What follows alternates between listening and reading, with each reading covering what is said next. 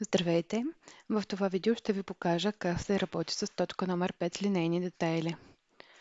Кликате върху нея и избирате, например, шкафовете отдолу. Маркирате ги всичките.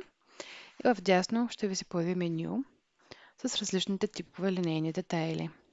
Има цокли, има корнизи, LED осветление и други. В този случай нека първо сложим цокъл.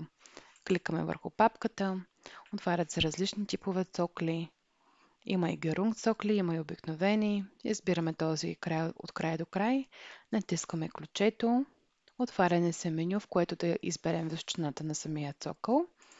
Ето ги двете височини. Избираме да си бъде стандартната височина. Съответно може да изберете дали да има зарязване, дали да има надстърчане. Коригирате си и запазвате промените. Автоматично ще ви се появи цокълът отдолу. Ето така. По същия начин маркирате шкафчетата отгоре и си избираме да сложим корниз. Избирате си типа корниз, който желаете да сложите. Аз избирам отново от край до край. Натискаме пак ключето и ще ни се появи по дефолт цвета на самата кухня. Ако искаме, можем да коригираме цвета. Ето ги.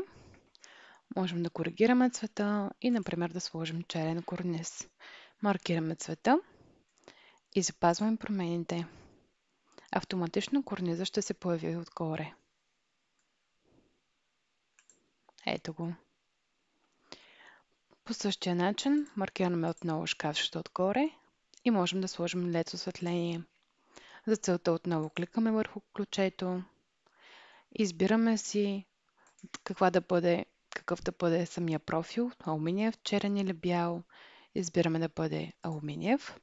Какво да бъде осветлението, топло, дневна светлина, бяла, колко келвина да е, дали да има сензор за движение с ръка или сензор за отворено-затворено положение. Натискаме сензор с ръка. По същия начин дали да има надмярка от дясно или от ляво и запазваме промените. Автоматично ще се появи отдолу самото LED осветление.